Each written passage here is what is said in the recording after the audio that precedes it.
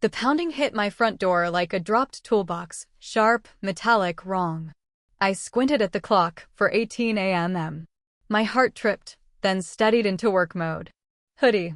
Bare feet on cold wood. Porch light on. Marcus stood there, my quiet next-door neighbor who usually waved with his chin and went back to his plants. Tonight he was pale and winded, like he'd sprinted through someone else's nightmare and landed on my porch. He didn't waste a sentence. Don't go to work today. Don't leave the house. His voice was low, not loud, the way people talk when they're trying not to wake a threat. I asked what was going on. He shook his head once, scanning the cul-de-sac the way security cameras scan, deliberate, patient, counting shadows. Please. Trust me. The word please didn't sound like a habit. It sounded like triage. The street was a diorama of normal, parked cars glazed with frost, a distant dog, the orange halo of a street lamp humming.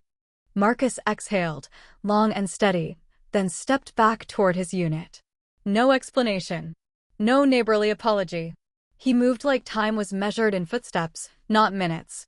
I closed the door and felt the house breathe around me. Fridge cycling. Heater clicking to life. Pipes whispering. Every ordinary sound suddenly wore teeth. I'm Naomi Keller, 39, risk analyst at Meridian Ridge Analytics, and I schedule my life to the minute. I don't miss work. I don't play it by ear. My calm is calibrated. That's what I used to think anyway. 4.5 months ago, my father died. Officially, heart abnormality. Unofficially, he tried to tell me something first. We were on the phone, and he said there was something I needed to know about our bloodline. The phrase stuck like a seed behind a molar. He never finished the thought. The next morning, he was gone. Since then, little things have been tapping on the glass of my life. A tinted sedan idling near my driveway, engine quiet as a held breath. Block number calls with nobody on the line. My sister Mia checking in from Singapore with questions that felt casual until they didn't, asking if I'd noticed new faces on the street, like she was mapping a pattern I couldn't see. And Marcus, my polite, distant neighbor, now knocking at 4:18 a.m., telling me to vanish inside my own house. I walked the hallway, fingertips trailing the wall, grounding myself in drywall reality. Coffee. I needed coffee. The kettle hissed. My reflection in the microwave door looked like someone waiting for a verdict. Would a sane person ignore a warning like that? I drafted an email to my manager, urgent personal matter, out today, and didn't read it twice. The cursor blinked at me like a metronome for doubt, but I hit send anyway. My throat felt tight and weirdly light at the same time, like I'd stepped off a curb in the dark. At the front window, I lifted a corner of the blind and looked out. Marcus's unit showed a slice of lamplight under the door. The rest of the street held still, pretending to be safe. I replayed his face, how controlled men look when control has snapped in their hands. His panic didn't match the man I knew. That mismatch felt like the truest thing in the room. I set my phone face down and listened to the house breathe again. The hums and clicks were a chorus now, counting off seconds I couldn't name. I thought of my father's half-sentence, of Mia's careful questions, of the sedan with the tinted windows that never fogged. I locked the back door, then the side door, then the windows, even the stubborn one in the laundry room that always stuck. The hoodie held my warmth like a secret. I decided to obey the warning. The streetlights hummed. The kettle cooled. My email sat on a server, a small, defiant flare. Somewhere beyond the cul-de-sac, the day I thought I owned was already moving without me. I stood in the doorway to the living room and felt the air change, like the house itself had leaned in to listen. I didn't know it yet, but the story they'd written for me had just slipped out of their hands. I let the morning crawl. Coffee went cold. The fridge clicked. The heater breathed like a sleeping animal. I emailed my manager a simple line, urgent personal matter, out today, and watched the message leave me. The house settled around that choice. Dawn thinned into pale winter light, the kind that flattens everything into one quiet sheet. I kept hearing small, suspicious details. The mail slot chattered once with no mail. A truck downshifted 2 streets over and then didn't pass. When I walked, the floor answered in old wood syllables. I told myself this was anxiety in a hoodie, not evidence. By 10, embarrassment crept in. My team handles Tuesday risk models without me, sure, but I'm the one who closes loops. I pictured my desk, 2 monitors, a plant that refuses to die, a mug with a chipped rim. I imagined our building's lobby, the revolving doors, the guard who calls everyone boss. Normal. Comforting. A script I knew by heart. Noon slid close and nothing happened except my thoughts learning to pace. I almost laughed. Marcus, you had me barricading my own calm. Maybe I'd text him, pretend I had a reason to ask about a neighborly ladder or a package. My phone rang. Unknown number. That old, hollow ringtone I never changed. I stared at it for one extra beat, then answered. A man's voice, practiced and official, introduced himself as Investigator Ruiz with the State Investigative Bureau. He asked if I was Naomi Keller and if I was aware of a security incident at Meridian Ridge Analytics. My mouth went dry. I said I wasn't in the office today. He paused, paper shuffling on his end, or a keyboard, something crisp, and said there had been a violent, coordinated attack in the building. Multiple casualties, active response, systems locked down. He said my access logs showed I had arrived that morning, badged through at 8:12 a.m., took the east elevators to the upper analysis floor, and was last seen on that floor before alarms. The floor tilted under my feet. I said I had not left my house. I said I had emailed my manager. I said it twice, then caught myself sounding like someone auditioning for innocence. He kept his tone steady, like a surgeon. He asked who could confirm I stayed home. I looked around at everything that had witnessed me. The empty couch, the cooling kettle, the blinds still down. The clock on the stove, smug about the time. No Marcus. No Mia, thousands of miles away. No neighbor with a nosy dog. No delivery camera aimed at my porch. Just me and a trail of silence. My throat tightened. I told him I'd been alone. He didn't accuse me. He did something worse. He took that information and filed it neatly into whatever structure he was building.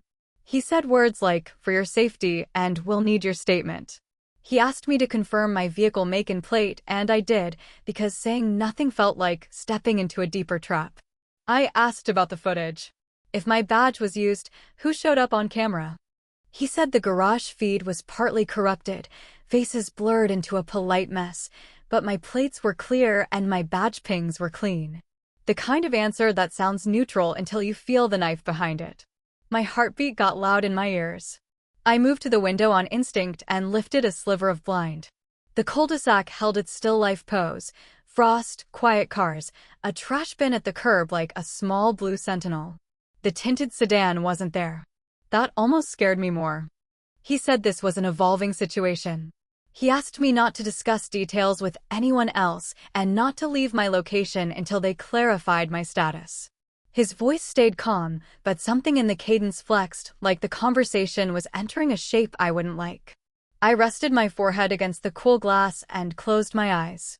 I could feel my pulse where my skull met the window. I thought of the message I sent at dawn, the chipped mug on my desk, the guard who calls everyone boss. I thought of my father's half-finished warning about our bloodline. Was I overreacting or finally listening? I told Ruiz I understood. The line went quiet for a breath, as if the call itself had leaned in to study me. He said we would speak again shortly. He did not say when. He did not say how. We hung up, and the house turned its head and stared. 12:06. That's the minute I supposedly vanished from my own floor. Ruiz's tone shifted a notch tighter, like a seatbelt locking. He said a panic alert triggered at 12:06 p.m. on the analysis level. My coworkers reported me missing. Items identified as mine were found near the epicenter of the incident. I held the phone like it was warming in my hand. He listed what they had: my badge pings, my car plates, a travel mug with a faded mountain decal, a cardigan in company gray. Each detail landed like a fingernail tapping glass. He said they needed to locate me for my protection and for questioning. 2 tracks, he called it, victim and person of interest. The phrase felt like a cuff disguised as a blanket. I said I hadn't left my house. I tried to keep the shape of my voice even. He acknowledged that and kept going, building a scaffolding of facts around a place I'd never stood in today. Something cold moved across my skin. I pictured a woman walking through our lobby wearing my height, my stride, my tired Tuesday posture. I pictured a hand using my badge like a key. Who taught her my rhythm? I asked about the parking garage video. If my car rolled in, whose face got out? He paused, a file opening in his head, and told me the feed was partially degraded. Faces blushed into blur. Plates, however, were crisp. Badge scans? Perfect. He made it sound neutral. It wasn't. It was a surgical cut. I stared at my front door and saw all the times I'd left it unlocked because the cul-de-sac felt like a spooned-out bowl of safety. I thought of the idle sedan with glass like a mirror. The blocked calls that breathed and then hung up. The email last week asking if I would definitely be on site for a stakeholder demo, and signed, phrased like someone trying to speak fluent normal. Ruiz's voice returned to procedure. State and federal units were already en route to my address. He asked me not to leave for any reason, not to contact colleagues, not to discuss details with neighbors. For my safety. For scene integrity. He was careful with that phrase, like it could bite. If someone is using my life like a costume, what do I actually own? I told him I understood. He said they'd arrive soon. The call ended with a soft digital click that felt final and empty at once. Silence filled the house, then split into layers. Heater hum. Distant tires. The thin, dry whisper of winter air through a vent. I set the phone down and felt my pulse beat the length of my arms. The walls didn't move, but it felt like they adjusted their stance. I started locking things. Front door, back door, the stubborn laundry room window that always stuck halfway. Blinds down, slats tilted. I checked the deadbolt twice, then a third time because twice wasn't enough for the person I suddenly was. I walked to my home office and stood in the doorway. At first glance, everything was fine. The plant with the resilient leaves. The two monitors asleep like closed eyes. The stack of reports squared to the corner. And then the knot fine surfaced, the mouse turned a few degrees left from where I place it. The pen I habitually tuck under the monitor nudged outward just enough to catch light. A sticky note aligned with the desk edge instead of my preferred angle. Small errors, polite as fingerprints. I opened my desk drawer. The little tin where I keep spare keys and a flash drive sat perfectly centered. I never center it. Not once. Someone had been inside my patterns and tried to put them back exactly. Almost. A breath slipped out of me. Not fear. Recognition. This wasn't random. This was groundwork. I scrolled through the last 2 weeks in my head. The new security guard at the lot who didn't know anyone's name yet but knew mine. The unscheduled fire drill that clocked our exit times. The contractor meeting about access control modernization that moved badge readers to more efficient positions. Each memory clicked into the next, teeth fitting. They had rehearsed me. I opened my laptop and reread my sent email, one thin line announcing my absence that could become evidence of forethought or nothing at all, depending on who framed it. I checked my calendar. My car keys were in their tray by the door. I lifted them, then put them down, a reflex that felt like testing my own gravity. A notification lit my phone, a news alert about an ongoing incident downtown. No names, just language that keeps panic generic. My reflection ghosted across the dark TV screen. A woman in a hoodie, hair taloned back by a rubber band found at the bottom of a drawer, eyes braced. I walked to the kitchen and ran the tap, just to hear water, be honest. The sound steadied me. I dried my hands and listened for anything that didn't belong. A dog barked, then quit. A plane stitched the sky, distant and harmless. A car slowed near the corner, then continued. My heart followed it and didn't. I returned to the window and lifted a sliver of blind. The cul-de-sac wore its Sunday best stillness on a Tuesday. No tinted sedan. No early responders. The quiet felt staged. This was an elegant frame. Badge, plates, personal effects, corrupted faces. A timeline that would survive most questions. It didn't need to be perfect. It only needed to be plausible enough that my denial sounded like drama. I pressed my palm to the cool glass and pictured my father's voice breaking into that final sentence. Our bloodline. I thought about Mia's careful check-ins, about the way she asked if I'd noticed new faces, like she was measuring temperature through me. Not paranoia. Prep work. A story in motion that required me to stand in a particular spot at a particular time and then vanish on cue. I stepped back from the window and the floor creaked, one clean syllable. My body answered with a small shiver I couldn't blame on the house. I took a breath that tasted like aluminum and dust and something about to change. The hallway stretched long and quiet. That's when the knock came, precise, measured, nothing like the pounding at 4:18 a.m., and every nerve in me turned to face the door. The knock wasn't frantic. It was precise, 3 exact taps that knew their target. I froze halfway down the hallway, every hinge in my body listening. Then a familiar voice, quiet and close to the wood. Naomi. It's Marcus. We have to talk. I didn't open the door. I stood to the side, my fingers on the chain, and asked through the seam how he knew law enforcement would call me. The answer came level, almost gentle, like he was lowering something heavy without letting it drop. He said the teams converging on our street were not coming to rescue me. They were coming to collect me. Collect. The word landed like a label on a specimen jar. He told me the attack downtown was engineered with me as its center of gravity. A frame, yes, but also a magnet. Enough false evidence to place me inside the catastrophe, enough panic to justify a protective hold. They'd find me, move me, and keep me just long enough to extract a confession that matched the story they built. I kept the chain on and asked the question my mouth could form. Why me? He didn't hesitate. He said the people behind a classified project considered me an asset.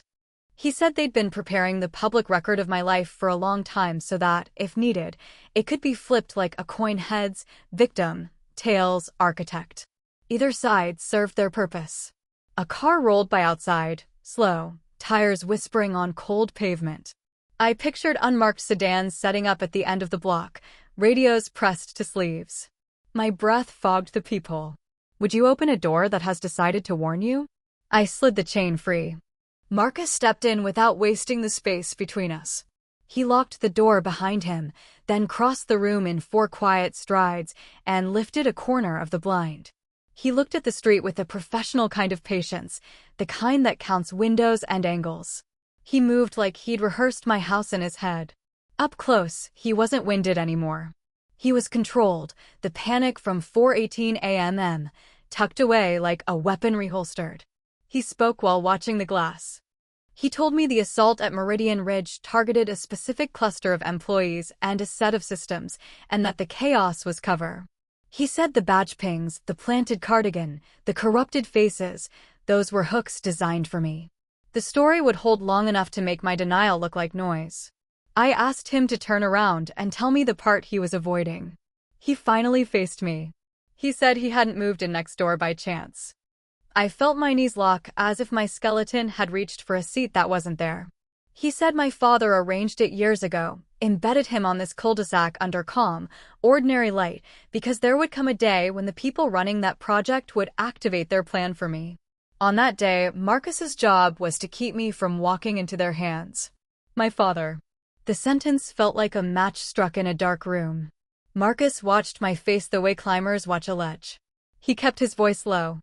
He told me Leonard had worked on the edges of the government's clean lines, contracting as an investigator, and that he had found something he couldn't walk past, a biogenetics program with a private idea of ownership.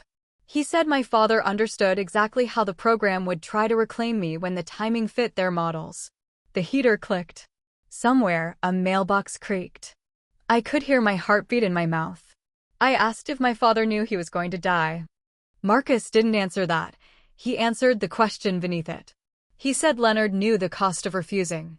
He said the heart abnormality wasn't what it looked like, and that he would explain, but not here, not with vehicles already turning toward our street. He pointed to the window without touching the blind. Asset acquisition, he said, not like a guess, but like a file name. That's how they'll label it. They'll tell you it's for your protection. It isn't. I took a step back and felt the wall at my shoulders. Something inside me shifted, a slow rearrangement of weight. If all of this was true, then my life had been a well-set table, and I'd been the centerpiece they could lift whenever they were ready. He told me there was a reason I'd noticed the tiny, wrong angles in my office. The pen moved, the mouse turned, the keyed tin too perfectly centered. He said people like the ones coming for me practice on patterns, not on people. They rehearse habits until your life becomes a choreography they can perform on demand. My mouth found a sentence before my fear did. I asked what he needed from me. He said, simply time. Minutes, not hours. A head start to reach something my father left. He said there were instructions, proof, names, channels, and that if we didn't move before the first cruiser parked under the lamppost, the rest wouldn't matter because I'd vanish into a building that has no lobby. The living room felt smaller, like the house had braced for impact. He handed me nothing. He promised nothing. He just stood there, a man with a map he wasn't going to unfold until we were in motion. I thought of my father saying bloodline and then stopping. I thought of Mia asking about new faces with a softness that hit a countdown. I thought of the woman on a screen wearing my posture like a coat. A life can be orderly and still be a lie. Whose order was I keeping? Marcus lowered the blind. They're staging at the corner, he said. You have a choice, Naomi. His eyes held mine a moment longer, then shifted to the back of the house, to the route he had already measured in steps. My phone buzzed on the table. Investigator Ruiz again. The vibration skittered across the wood like a trapped bee. I didn't pick up. Marcus reached for the deadbolt, then paused, not to command me, but to wait for the part one had to own. The air between us tightened, stretched, and waited with him. Outside, an engine idled. Inside, the decision did. Marcus reached inside his jacket like he was reaching into a year I'd missed. He drew out a slim, dark envelope, edges sharp, weight wrong for paper. He didn't speak. He just held it toward me like a decision. My name was written in my father's looping hand. The sight hit low, under my ribs, where grief stores spare breath. I slid a thumb under the seal. Paper whispered. Ink lifted the faint smell of old cedar and office air. The note wasn't long. It didn't apologize. It did what my father always did, delivered clarity with a steady hand. If I was reading this, the danger he'd warned about had arrived. He said I was threatened not for what I'd done, but for what I am. He told me to place my trust in Marcus and to never surrender voluntarily, because once taken into a secure facility, I would not come back out as myself. The words steadied me like a hand on my shoulder. They hurt, but the kind of hurt that aligns bones. I looked up. Marcus had stepped back, giving me room to grieve and to decide.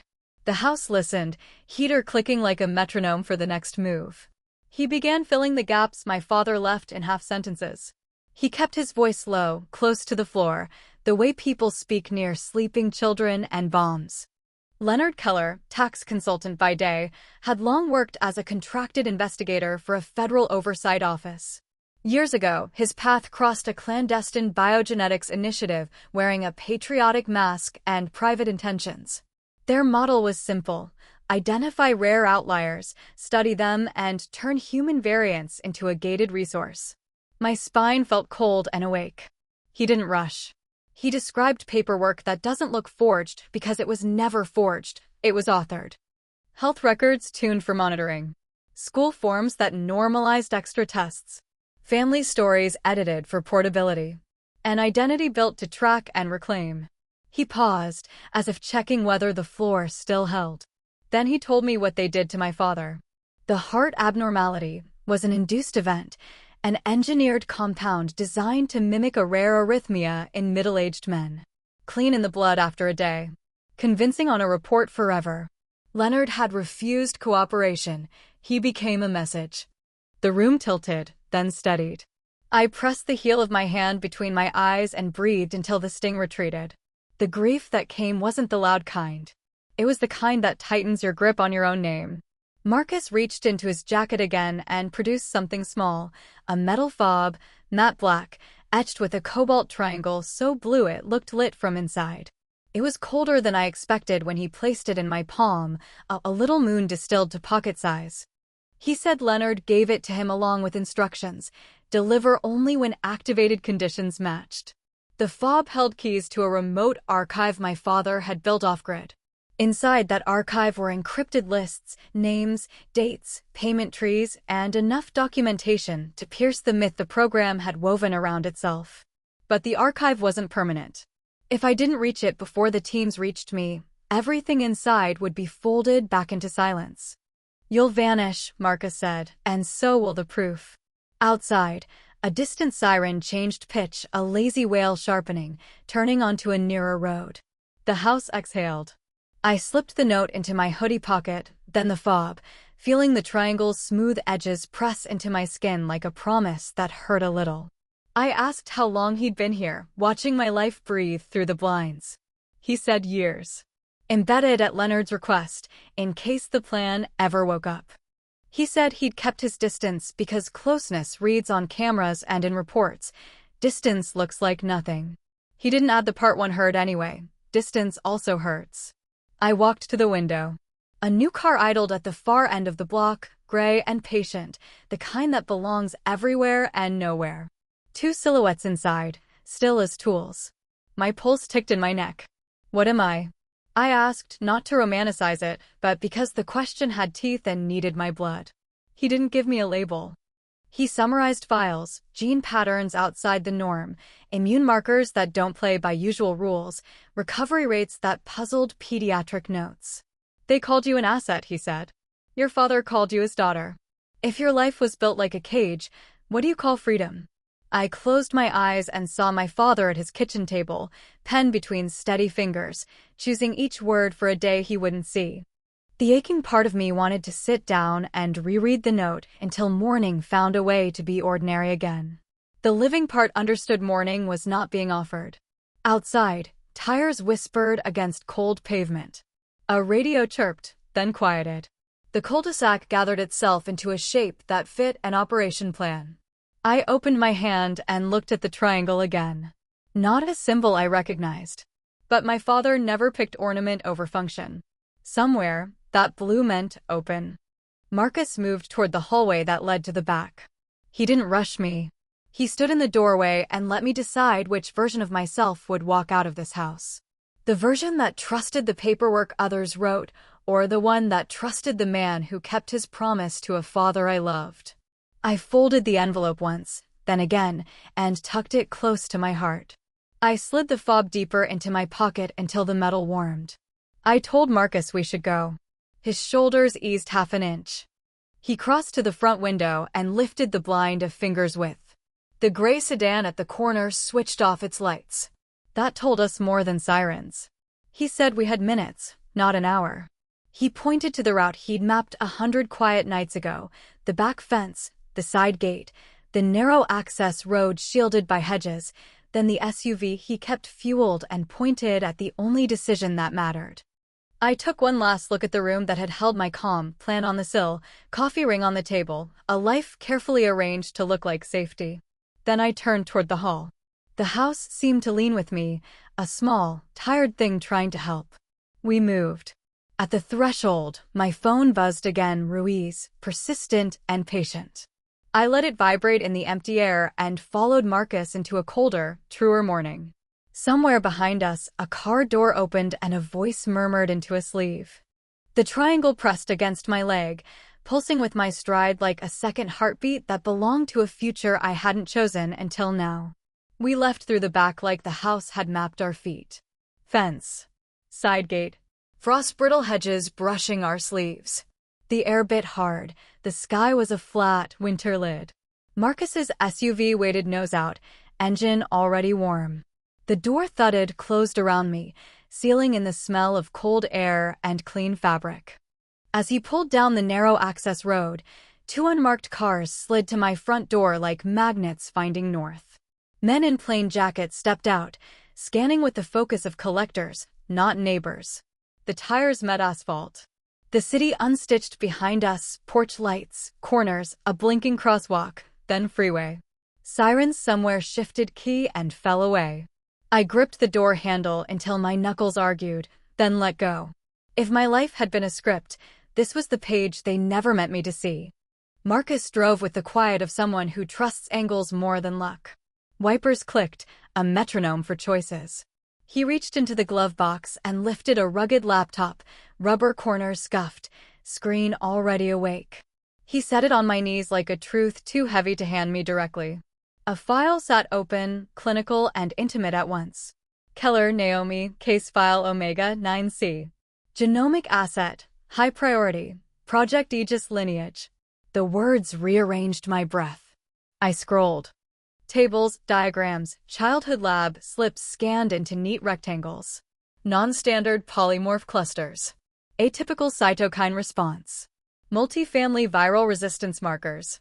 There was a pediatric note flagging accelerated soft tissue recovery, another querying why routine panels were routed to an external facility with no billing trail.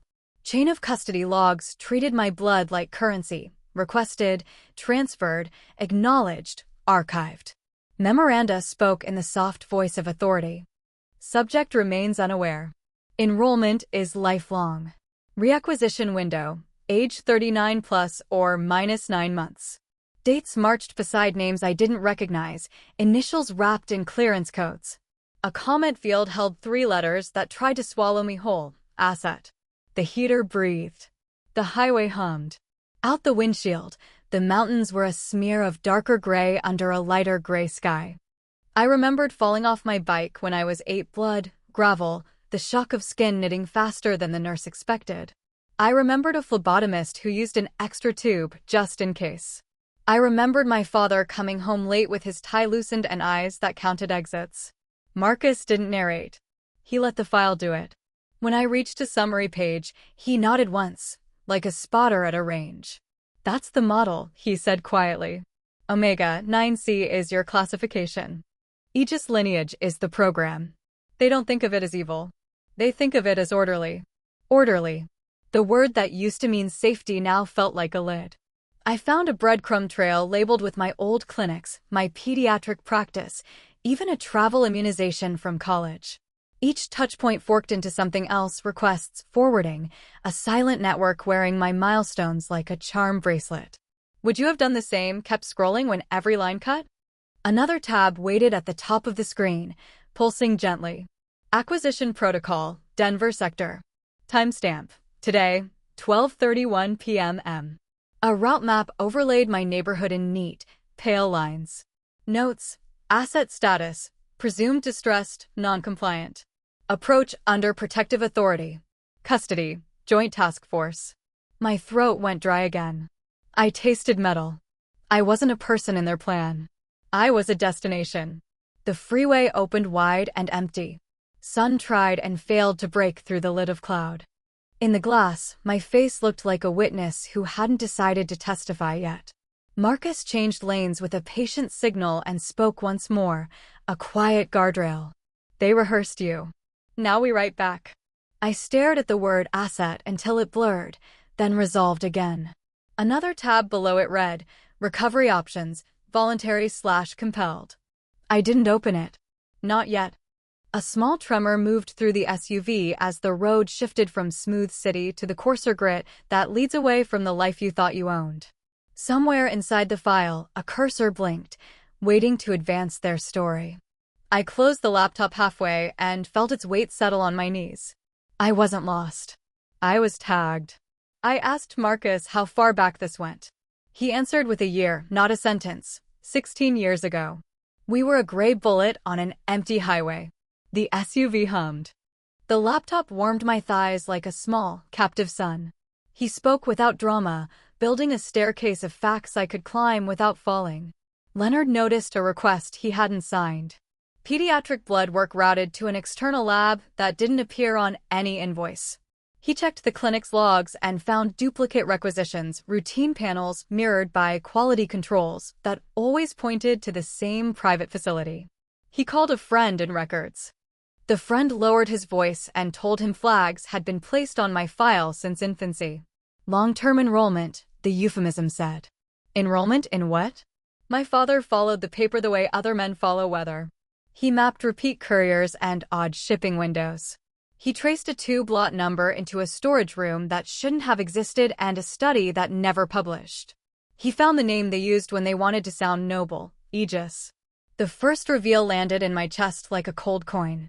He tried to cut access, Marcus said, sent certified letters, revoked consents, threatened suits. The initiative's reply was as polite as a locked door. Enrollment was permanent. For national resilience, they wrote. The phrase tasted like chalk in my mouth. Would you have done the same, picked a fight with a system that smiles while it erases you? Leonard escalated. He gathered chain of custody logs, funding traces, and internal memos that read like prayers to authority. He went to an oversight council built to make agencies behave. For 3 weeks, the machine pretended to stop. Emails said, pause operations.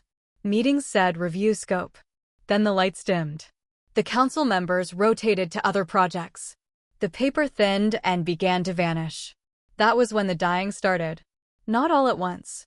A lab tech with a sudden accident off a rural road.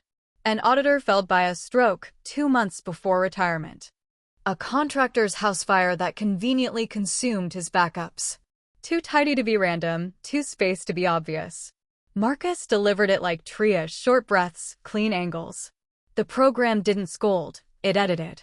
I felt anger bloom hot, then go clear. My father would have known exactly what that silence meant. He doubled back under it and built something they couldn't see, an archive off-grid, seeded with names that frightened budgets and instructions for a day like this. He embedded a neighbor who moved like absence and kept his promise by staying boring. A blue sign for an exit flicked past. The mountains grew teeth. The SUV's cabin smelled faintly of defrost and wool. Marcus told me about the reacquisition window, age 39, give or take 9 months. A statistical sweet spot, they called it, when life is settled and routines are predictable. Easier to extract a person when the edges of their world don't move.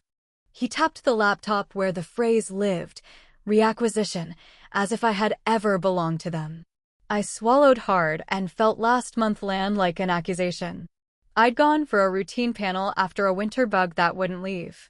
New clinic, new phlebotomist, a cheerful nurse who apologized for the extra tube for the new system. I had watched my blood fill, rich and dark, and thought of iron and sleep. Somewhere, an old monitor woke, read the data, and rang a bell only certain people hear. They accelerated the schedule, Marcus said. The panel tripped a dormant alert. They couldn't wait for the planned date. They had opportunity now and a cover they could stage. My company's name slid through my mind like a string pulled steady. Meridian Ridge Analytics isn't classified work. It's clean, corporate, comfortably gray. But in a city of overlapping interests, even honest buildings have neighbors. The assault wasn't random. It was targeted, kill a cluster, destroy systems tied to a contractor who had asked the wrong questions years ago, and build a catastrophe shaped like me. Frame me as the insider who snapped, the data-minded analyst turned saboteur. A perfect story for people who believe in tidy arcs and tapered endings. It hit like a micro-wake. The demo email asking if I'd definitely be on site. The access control upgrade that moved badge readers. The fire drill clocking our exits. Rehearsals disguised as improvements. Every small mercy of convenience bent into a handle. I thought of Investigator Ruiz and his calm voice. Marcus gave me a look that said he'd already weighed that angle. Liaison roles exist to bridge agencies. Bridges can carry traffic either way. Ruiz might believe he was helping a frightened victim. He might be the shepherd the task force prefers, gentle, official, efficient at guiding assets into custody that doesn't call itself custody. Both could be true, only one would end with me outside a locked room. The freeway began to rise. Pines thickened. The sky cleared just enough to show a pale sun like a coin under thin ice. I cracked the window an inch. Cold air slipped in and carried resin and distance. My lungs wanted it. Marcus spoke about Mia without surprise. She'd pinged me from Singapore with those careful questions because Leonard had given her a version of the truth scaled to her reach. She knew there were new watchers in my orbit. She didn't know the timetable had been moved. If she'd warned louder, the program would have heard her panic and adjusted the trap. So she measured her words and waited for me to notice the edges. I imagined my sister watching time zones like weather maps, hands curled around a mug while code scrolled. The thought steadied me and hurt in the same heartbeat. Another reveal waited in the file, modest, and lethal. Post-event seizure of materials under Emergency Security Authority, it read. If I disappeared as planned, either as a dead suspect or a protected witness, the same order would unlock my father's storage, his safe deposit keys, any legal thing with my name on it. They'd call it preservation of evidence. It would be burial. I closed the laptop and the cabin dimmed. The hum of the tires rose. My mind felt painfully clean, like someone had washed it with snowmelt. This wasn't about what I had done. It was a harvest wrapped in a story. Take me. Seal the records. Fold my father's work into vaults that never open. Tell a city that trauma has been contained. Move on. So, I said, my voice low enough that it seemed to belong to the road, we don't let them. Marcus didn't smile. He did something steadier. He adjusted our course with 2 fingers and checked the mirror. He told me the next exit came early. He told me the turnoff was unmarked and the road into the trees would look like a mistake until it wasn't. Would you follow a mistake if your life was the alternative? We left the interstate. Asphalt narrowed, then turned to a ribbon that threaded between pines. Cell signal dropped to a single, unhelpful bar and then gave up. The air sharpened. Snow clung in the hollows like secrets that preferred the shade. My hands found the fob in my pocket. The cobalt triangle pressed a cool certainty into my palm. Somewhere ahead, an archive waited behind a door that knew my blood. We rounded a bend, and the forest opened into a darker shape in the hillside, half swallowed by moss and time. From the road, it looked like a forgotten utility bunker. Up close, it looked like intent. Marcus killed the headlights and let the SUV roll the last 20 feet. The engine ticked as it cooled. The woods listened with us. He cut the ignition. From here, he said, everything you learn belongs to you. The door seals released with a soft sigh, like the vehicle had been holding its breath for both of us. I stepped into the cold and heard my heart answer like a drum in snow. Somewhere behind the dark, a vault waited to decide whether I was real enough to open it. The bunker looked like a mistake you drive past on purpose. Half buried in the hillside. Moss on concrete. A rusted utility sign no one checks. Cold bit through my hoodie as Marcus and I crossed the clearing. The trees held their breath. Somewhere far off, a crow complained and then decided we weren't worth it. The metal face of the structure gave back a dull reflection. 2 figures blurred by winter light and choices we couldn't return. Marcus led me to a recessed panel behind a veil of dead ivy. His gloved fingers found seams I wouldn't have noticed in daylight. A narrow plate slid aside, revealing an old keypad with no numbers, just shapes, triangles nested inside each other like secrets that learned geometry. He nodded at my pocket. I took out the fob. The cobalt triangle caught what little light there was and gave it back in a calm, surgical blue. My breath ghosted as I held it up. He said nothing. I pressed the edge of the triangle to the panel's center. The metal-tasted magnet then woke. A hidden relay clacked. Somewhere inside the wall, machinery turned over like a sleeper choosing a different dream. The blast door unlatched with a deep, animal thud that I felt in my chest. Inside, the air smelled like dust and machine oil and old paper that refuses to give up. The entry corridor was concrete and quiet, lined with narrow emergency strips that glowed a restrained green. Motion sensors blinked to life as we moved, lighting the path a few steps ahead and leaving the rest to shadow. The door behind us sealed itself with a low hydraulic sigh, borrowing our exit like collateral. Once we passed the second lock, Marcus said softly, there's no signal. Nothing in or out. I didn't hear a warning in it. I heard a border crossing. We walked. Our footsteps made a disciplined rhythm. The walls carried sound differently, less echo, more absorption, like the place was built to keep secrets from learning each other's names. We passed 2 rooms with armored glass, one holding racks of dead terminals, the other a small generator that wore dust like a winter coat. At the third door, a red light winked awake and swept us in a brief, polite scan. I felt the bunker learning me in small bites and filing each bite away. Your father called it an archive, Marcus said, but he built a memory palace with locks. How many locks? Enough that he could sleep. The corridor opened into a circular antechamber with a ceiling just high enough to make you look up, and a far wall that didn't try to be anything but strong. In the center of that wall sat a round vault door, thick as a bank's confidence, its face set with an old crest I recognized from a photo in my father's study, a tiny silver shield with a river line and two abstract trees.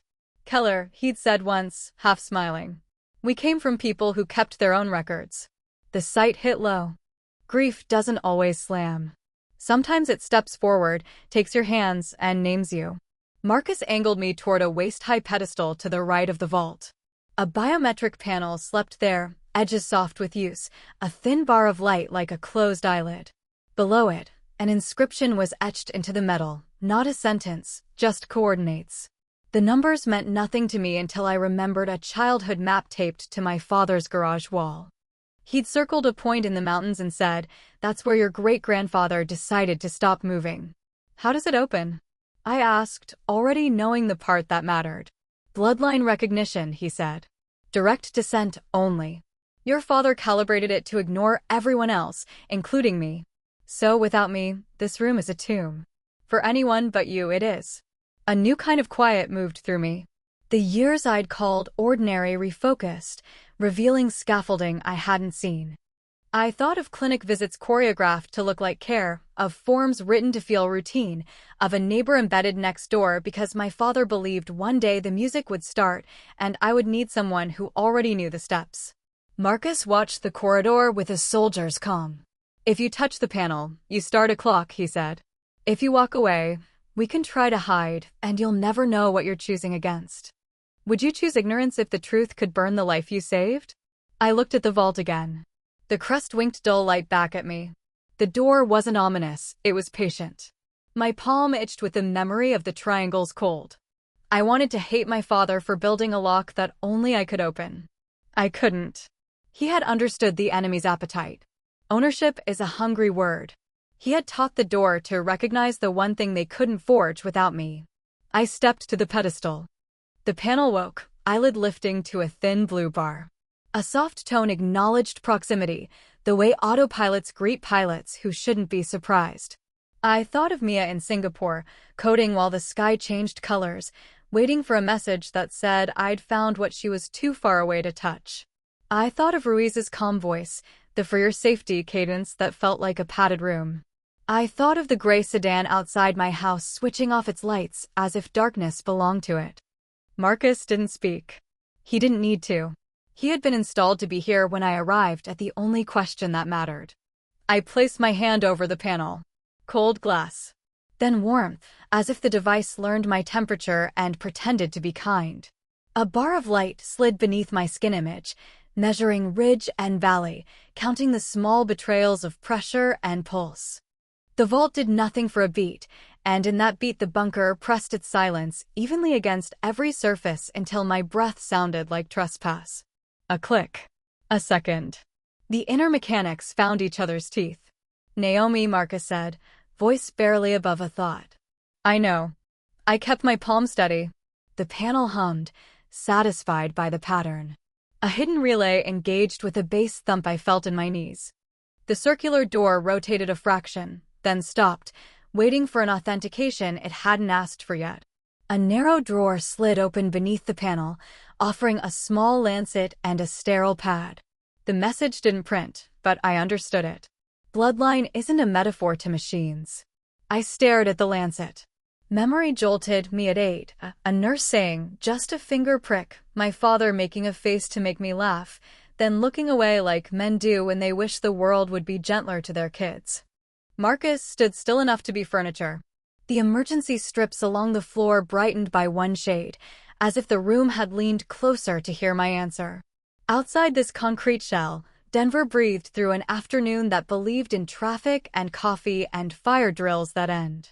Inside, the air tasted of nickel and decisions. I took the lancet. The gesture felt ceremonial and brutal at once.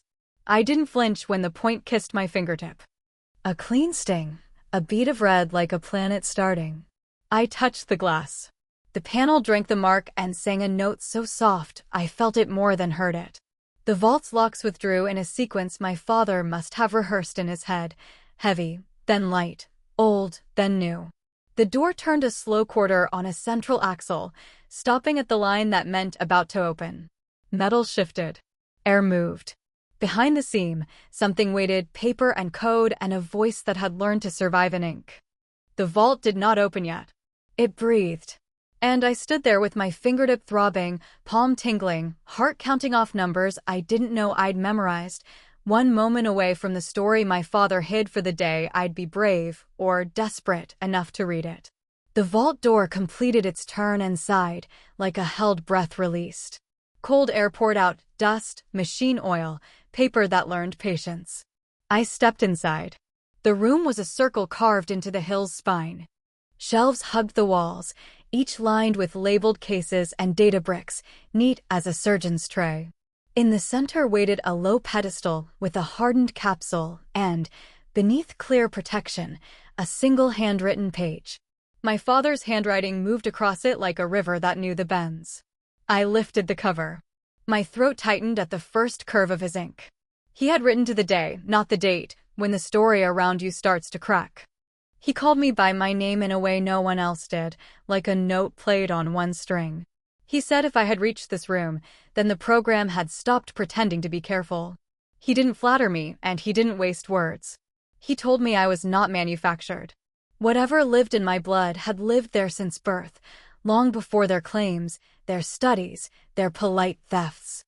He'd traced their attempts to rewrite cause and effect, tagging me as proof of their brilliance, a template for a protected class with the keys to medicine and money. He had a cleaner name for me, unowned. The word struck a chord I'd been tuning my whole life. Unowned. Not free of duty, not free of danger, but free of their story. If they couldn't claim authorship, they would claim custody. If they couldn't hold the origin, they would own the archive. He wrote about choice with the steadiness of a man cutting wire underwater. Deeper in the chamber, behind a secondary lock, he'd left a console tied to two protocols. One signaled compliance, asset acquisition, their preferred term, an elegant surrender that put me in a room they would name sanctuary. The other scattered everything he had gathered, the program's budgets, contracts, code names, lab inventories, internal chats, and the lists that make powerful people very small when read out loud. He didn't tell me which path to take. He only wrote that he trusted the person he'd raised more than the system that wanted my cells. He reminded me of the kitchen table where I learned fractions, the scraped knees that healed quick enough to scare nurses, the rule he never abandoned: if a choice requires lies to survive, it isn't safety.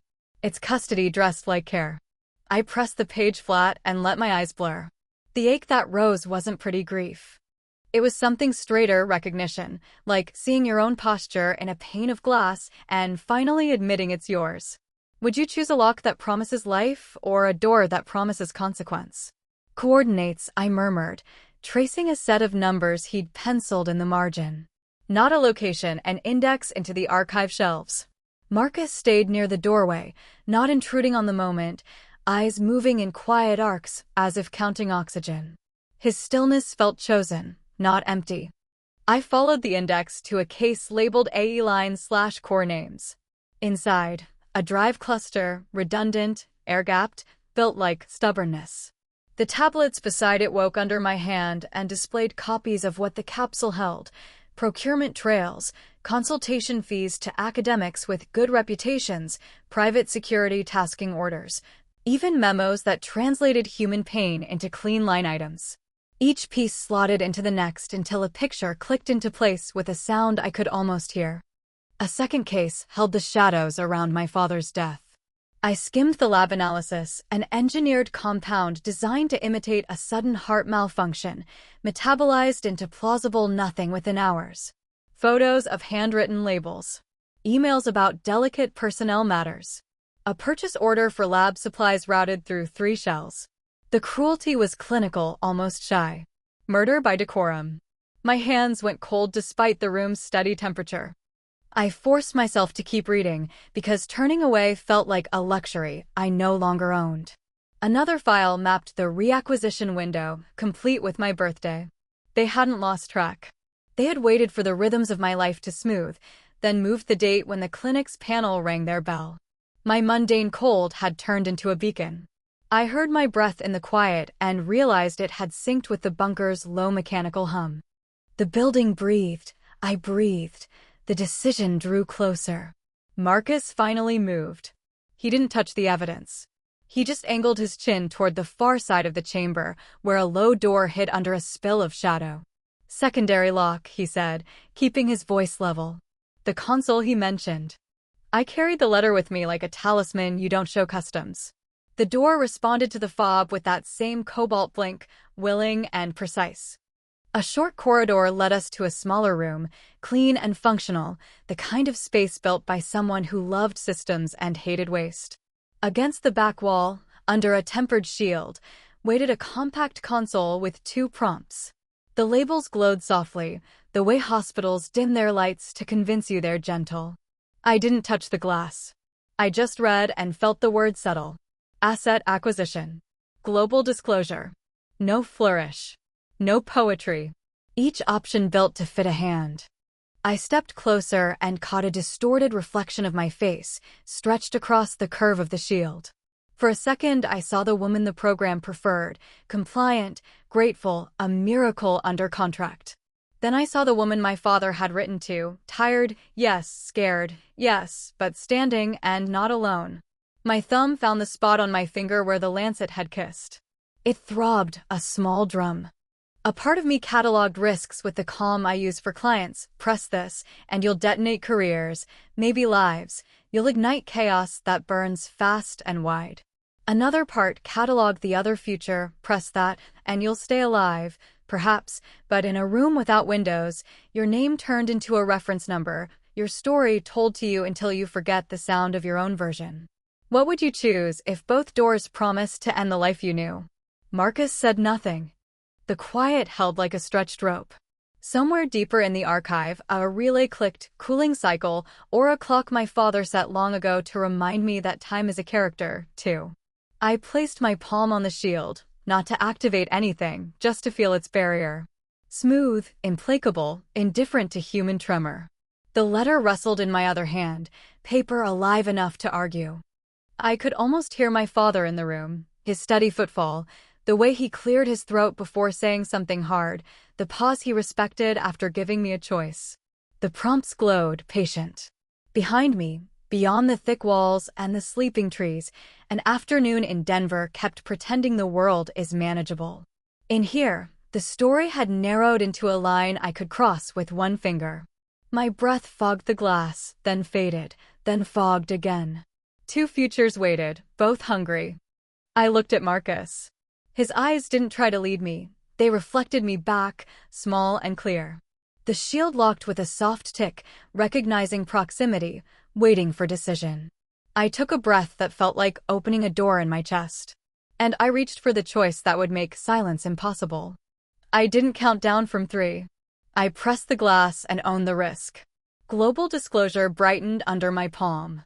The shield unlocked with a soft sigh, like a sealed letter giving up. The console woke everything at once. Status bars, checksum lines, routing trees branching across the screen. Files unlatched. Names unfolded. Numbers learned to speak. A timer appeared. 00:90. Transmission cascade.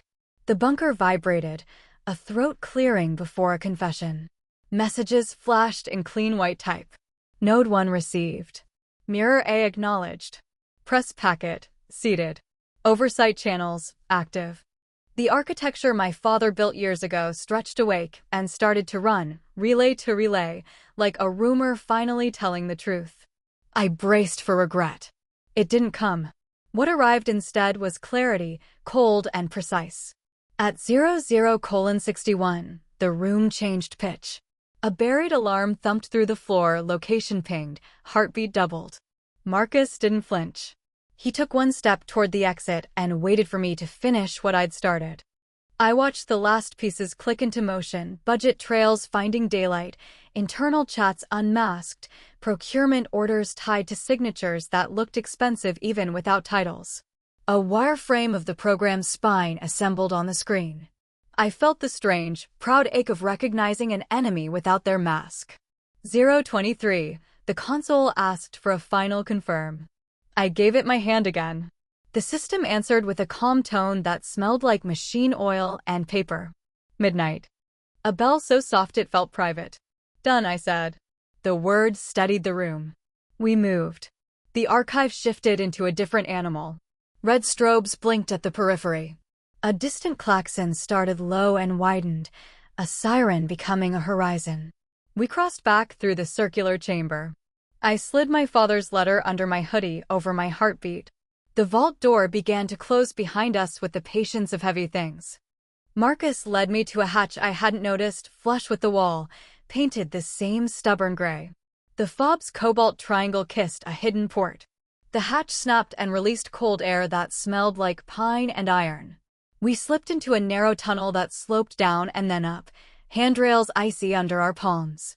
Our footsteps sounded like we were trespassing on someone else's quiet. Halfway through, the world overhead arrived, distant rotor chop, tires grinding over frozen earth, radio bursts that shared a single objective, acquire. We killed our lights and kept moving by memory and touch. My breath showed me my own pace, white and brief and honest. The tunnel opened into fur and shadow. Night had crept in without asking. Snow freckled the ground, mean and clean. A helicopter's searchlight washed over the hillside and retreated, like a giant eye blinking on a schedule. Downslope, engines idled. Doors thudded. Boots worked the gravel with machine rhythm. Would you run or choose where to stand? Marcus tapped my arm. He pointed toward a slash of darker dark, trees stitched tighter, a path the light hadn't found yet. We slid into it, quiet as a plan. The searchlight swept again, close enough that my shadow tried on a cage, and then let it go. I felt the triangle in my pocket and the letter against my ribs. I felt my name settle into a shape that didn't need permission. Behind us, the bunker stopped hiding. A subsonic boom rolled through the trees as internal deadman protocols erased what couldn't be allowed to fall back into cages. Somewhere, a task force commander's voice sharpened. They had come to retrieve an asset and found a wildfire made of documents. We moved parallel to their perimeter until their radios grew faint and the forest's own noise took over: branch, ice, breath, heart. At the ridgeline, the world spread in low blue. The city glowed far off, patient and unaware, as if nothing had changed and everything had. Signal flickered back to life on my phone, 1 bar, then 2. A single queued notification appeared, stamped earlier, from Mia. Are you safe? If yes, say the word unowned. I typed it with numb hands and hit send.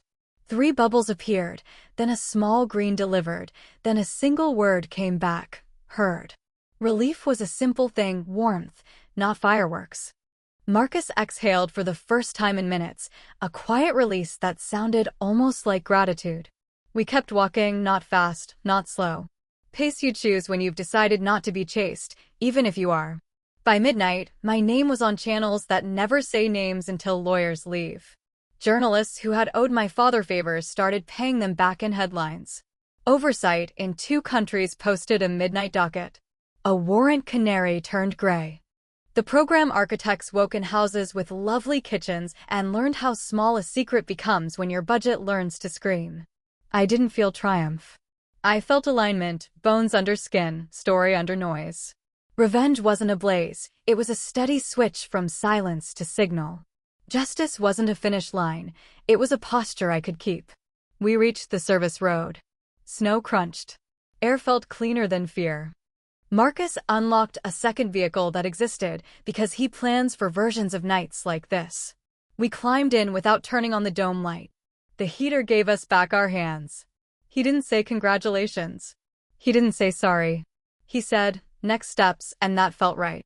He drew a map with words: safe contacts, places with doors that don't report, days we could buy by moving like smoke. I listened and watched the trees blur into a softer black. I thought of Ruiz and his steady voice, of the guard who calls everyone boss, of coworkers who would be counted and grieved by morning. I thought of the children whose blood lives in files that shouldn't exist, and of the adults who will read their own names in a story they thought no one could tell. We hit the highway. The city stayed behind, glowing like an old promise. My phone buzzed once more, Mia, a single line of code that meant mirrors seated, backups alive. My father's letter warmed against my chest, paper remembering human heat. They would keep coming. That was true. But now they had to come through daylight. I rested my head against the cold window and watched the night accept us.